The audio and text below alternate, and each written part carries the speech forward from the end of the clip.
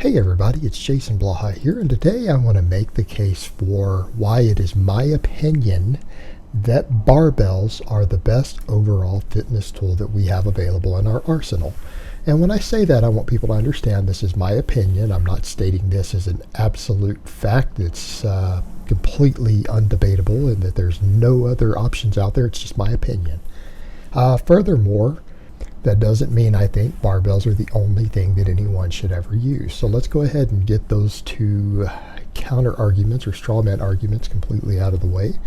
But it is my contention that if we had nothing else available to us, that if barbells were the only tools that we had no machines, no way to do body weight exercises, nothing else, that people could get as big and as strong and as fit as their personal genetics would allow for using literally nothing but barbells and Olympic plates and maybe a rubber mat on the ground so that they don't destroy the floor.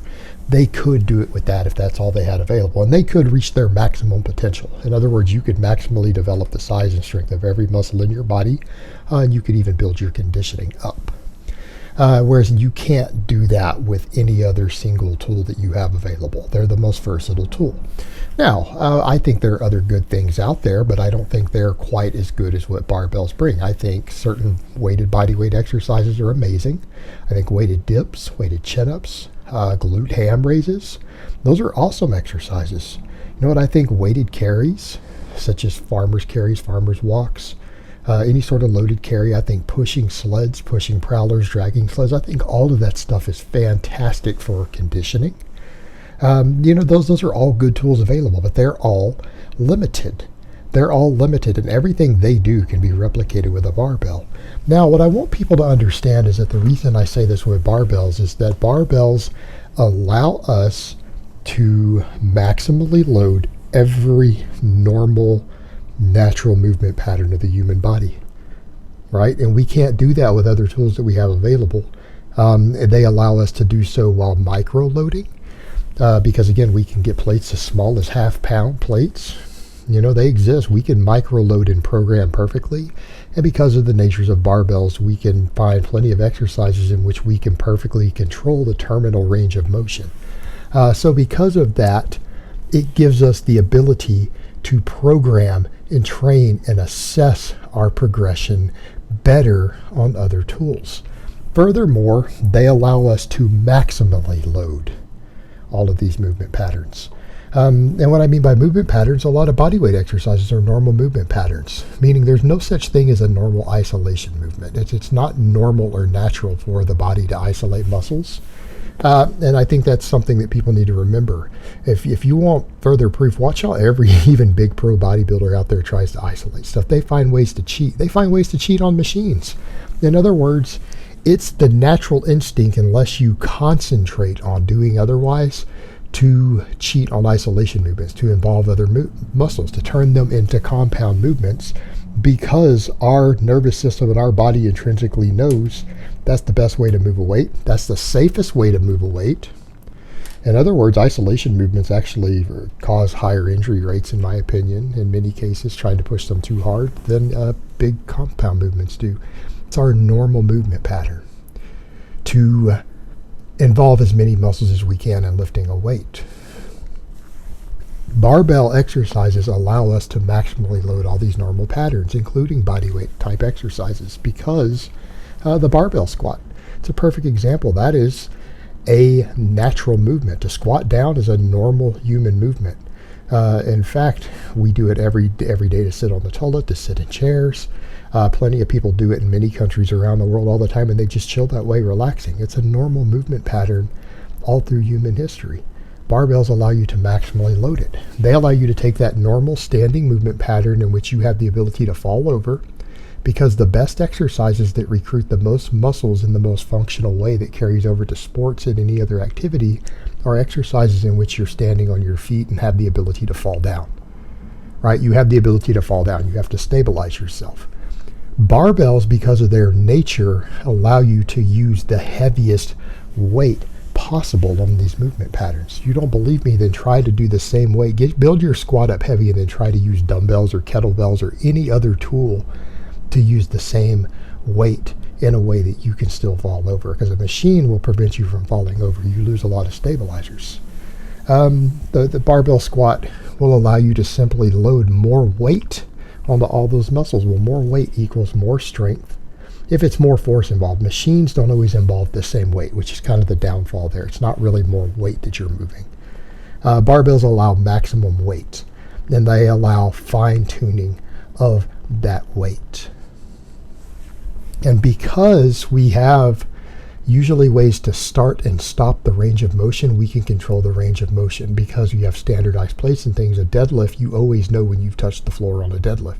You always know when you've stood all the way up and locked a deadlift out at the top. Same thing with a squat. You know when you've locked out a squat, and when you go all the way down, you reach the bottom of a squat. Not when you stop yourself, but when you get to the bottom of a squat.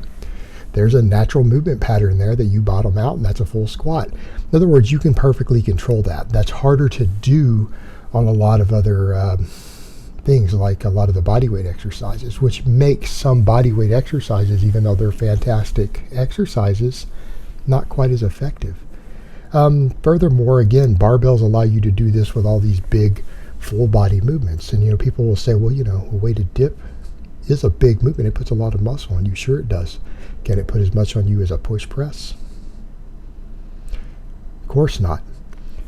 In fact, there's no exercises that allow you to maximally work large numbers of muscle fibers through the entire body maximally other than barbell exercises. Most of the bodyweight exercises people do, even when they load them up, only work the upper body.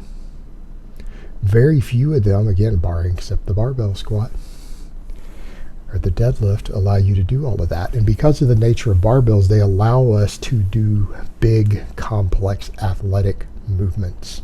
The stuff that we know builds athletes. If you go look out there, the top athletes, field athletes around the world, whether it's track and field or football or whatever, if you talk to their strength and conditioning coaches or look at how the Russians, when they destroyed the Olympics in multiple categories for decades, how did they train? What exercises did they have these people do? What comes to mind immediately when you think of how these athletes train in the weight room with their resistance? Power cleans, power snatches, back squats, front squats, push presses, all these big, complex, powerful full body movements, particularly stuff like power cleans, power snatches. That produces amazing field athletes. You want to see the athletes out there who can jump the highest, sprint the fastest, hit you hardest on the playing field. Most of them are very strong on those exercises. Again, those power cleans, power snatches. All right, that makes for explosive athletes. Barbells are the only tools that we have available that allow us to maximally load these things with the most weight possible, these sort of movement patterns. So again, if people were to ask me, what's our best tools for fitness, it's barbells.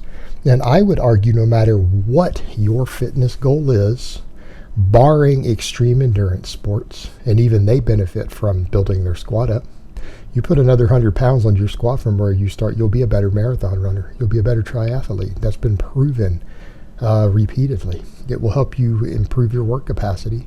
But pretty much every sport out there, for any fitness endeavor, barbell exercises should be the foundation of your training. They're going to give you the most bang for your buck. I'm not saying you shouldn't do other stuff, but they should be the foundation because they're going to give you the most to work with.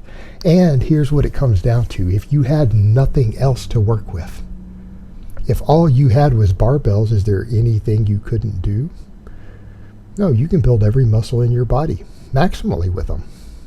In fact, you can, again, most of the best exercises involve them, but you could even do conditioning with them. If you had nothing else, you have access to barbell complexes. You could do weighted carries with a barbell. But yeah, barbell complexes. You can do HIIT type cardio using barbell complexes. It's been done for decades now successfully in athletes. You can even do your conditioning with them. So at the end of the day, when you look at the versatility that they bring in terms of maximum power, maximum strength, maximum muscle size through the entire body, combined with the ability that you could even do your conditioning with them if you have to, they are the single most useful and versatile fitness tool that we have available. Nothing else even compares. Alright guys, but that's really all I have to say on that today. I hope it's been informative, and I will talk to you guys next time.